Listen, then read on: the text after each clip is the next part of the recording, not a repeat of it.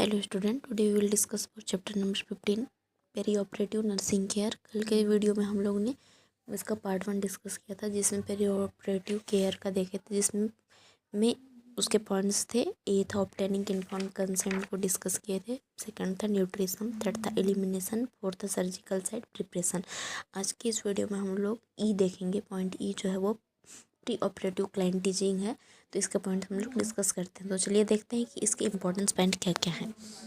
First है explain positive and negative of surgery and hold surgery steps to decrease of anxiety. जो patient है उन लोग को सर्जरी का पॉजिटिव और नेगेटिव, मतलब उसे क्या फ़ायदा हो सकता है और क्या क्या उसे परेशानी हो सकती है, उसके बारे में बताना है। और साथ में सर्जरी का जो स्टेप्स उसको बताना है, ताकि जो भी पेशेंट है उसको एंजाइटी ना हो। और उनको बताना है कि शून्य की दवाई दी जाएगी, कितने कितने दिन का टाइम रहेगा ठीक होने में, उस सब के बारे में पेशेंट को एक्सप्लेन करना है। फिर नेक्स्ट पॉइंट है explain about pre and post operative precautions and life habits. इसमें एक्सप्लेन करना है किसके बारे में, प्री एंड पोस्ट, मतलब सर्जरी से पहले और सर्जरी के बाद का जो प्रिकॉशंस है, क्या क्या सावधानी बरतनी है और क्या क्या लाइफ के हैबिट्स जो हैं उसमें क्या क्या चेंजेस करना है, उसके बारे में बताना है। तो एग्जाम्पल के लिए स्मोकिंग एंड एल्कोहल सेसेशन, जो स्मोकिंग है और कोई ड्रिंक करते हैं उसको स्टॉप करने के लिए बोलना है। फिर नेक्स्ट पॉइंट है explain about post of deep breathing and ambulation. Explain करना है किसके बारे में, पोस्ट ऑपरेटिव सर्जरी के बाद डीप ब्रीथिंग करने के लिए और एम्बुलेशन के लिए। डीप ब्रीथिंग के लिए स्पायरोमेट्री जो होता है उसका यूज़ करते हैं, जिससे लंग्स का जो फंक्शन है, लंग्स जो है वो अच्छे से काम करे, उसके फंक्शन को मेंटेन करके रखने के लिए स्पायरोमेट्री का यूज़ करते हैं। नेक्स्ट पॉइंट है instruct patient leg exercise to prevent venous stasis.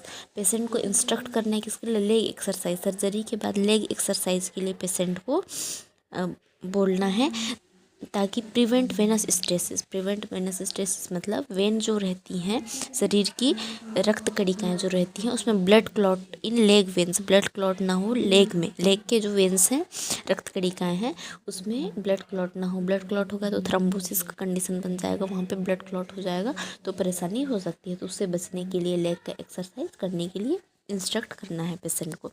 Tell post of position, patient को कंफर्टेबल पोजीशन, अच्छा वाला पोजीशन जिससे वो अच्छे से रेस्ट कर सके, उसके लिए उसको अच्छा वाला पोजीशन देना है। कब, सर्जरी के बाद। फिर नेक्स्ट पॉइंट है explain patient about post ops invasive device.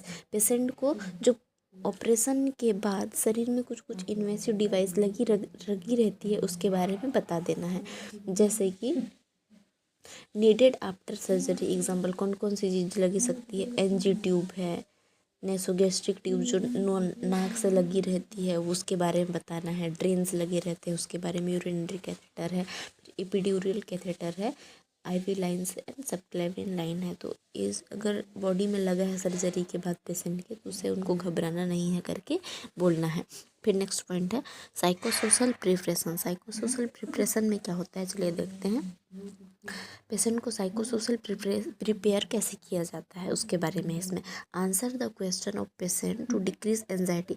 जैसे कोई पेशेंट है वो कुछ क्वेश्चन पूछ रहा है किससे, नर्स या डॉक्टर से, तो उनको उनका आंसर देना है, उनका जो डाउट रहेगा उसको क्लियर करना है, उनको उत्तर देना है, किसी भी प्रश्न का उत्तर देना है, उनको समझाना है, ताकि उनका जो एंजाइटी है, वो घबरा रहे हैं, किसी जिससे डर रहे हैं, वो कम हो जाए इसीलिए। फिर नेक्स्ट पॉइंट है psychosocial support, cultural and spiritual support. Psychosocial support के अंदर क्या है, कल्चरल और स्पिरिचुअल सपोर्ट है। कल्चरल और स्पिरिचुअल सपोर्ट में क्या होता है, जैसे कोई पेशेंट हिंदू है तो वो पेशेंट तो वो सर्जरी से पहले गीता का पाठ करना चाहेगा, माला जप लेता हूँ, पूजा कर लेता हूँ, भगवान को याद कर लेता हूँ करके बोलेगा, तो उस टाइम पे उनको सपोर्ट करना है।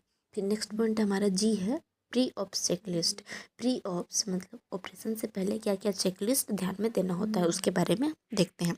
इंश्योर्स क्या क्या इंश्योर करना है? पेशेंट आइडेंटिफिकेशन ब्रेसलेट, पेशेंट का जो नाम है, एज है, जेंडर है, पता है, उसका जो पूरा एड्रेस लिखा रहता है, ब्रेसलेट देखना है और उनका पूरा एड्रेस को पता करना है।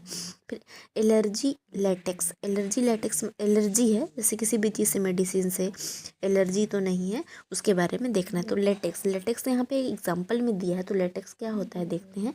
लेटेक्स एक रबर ट्री से, मतलब रबर ट्री से बनाया जाता है, जिसको कि उसकी उसमें क्या करते हैं, ग्लव्स बनता है। ग्लव्स में लेटेक्स का यूज़ किया जाता है। लेटेक्स कैसे बनता है? एक हेविया ब्रेसिलेंसिस, हेविया का मीनिंग है, सॉरी, हेविया का स्पेलिंग है HEVEA, उसके बाद है BRASILIENCC,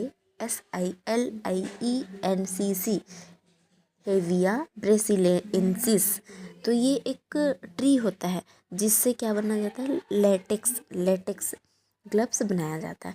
तो ये उसके मिल्क के जैसे कोई जो लिक्विड निकलता है उस ट्री से, उससे ग्लव्स बनाने में यूज़ में लिया जाता है। तो कभी कभी क्या होता है कि ग्लव्स बनाते टाइम जो ये है लेटेक्स है, उसमें प्रोटीन पाया जाता है। तो प्रोटीन पूरी तरह से ग्लव्स बनाते हैं तो बाहर नहीं निकलता, कुछ अमाउंट प्रोटीन का ग्लव्स में रह जाता है। तो कभी कभी जो पाउडर फॉर्म ग्लव्स में यूज़ करते हैं, ग्लव्स के अंदर पाउडर रहता है, तो उसमें ये जो प्रोटीन है वो निकल कर ग्लव्स के साथ निकल कर उड़ जाते हैं। तो हवा में जब उड़ने लगेंगे उस टाइम पे वो एयर के थ्रू किसी के नोज़ के अंदर चले जाएंगे और एलर्जी कॉज करते हैं। तो ये है लेटेक्स का थोड़ा सा डिस्क्रिप्शन दी हूँ मैंने। तो ये बहुत ज़्यादा इम्पोर्टेंट है ये पॉइंट्स। और लेटेक्स को आप लोग इसका जो नाम बताइए, हेविया HEVEA, फिर है ब्रेसिलियंसिस BRASILIENCENSIS।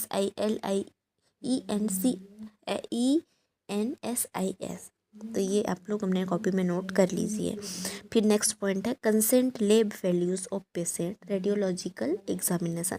पेशेंट का कंसेंट है, लैब वैल्यू है, और पेशेंट रेडियोलॉजिकल एग्जामिनेशन, ये सब के बारे में इंश्योर करके रखना है। फिर नेक्स्ट पॉइंट है all record of patient data. Patient का जो डाटा है, जितने भी जो डाटा है, इन्फॉर्मेशन है, उसका रिकॉर्ड करके रखना है। फिर पेशेंट पेशेंट का वाइटल साइन चेक करके रखना है और देखना है प्री ऑप चेकलिस्ट में, सर्जरी से पहले।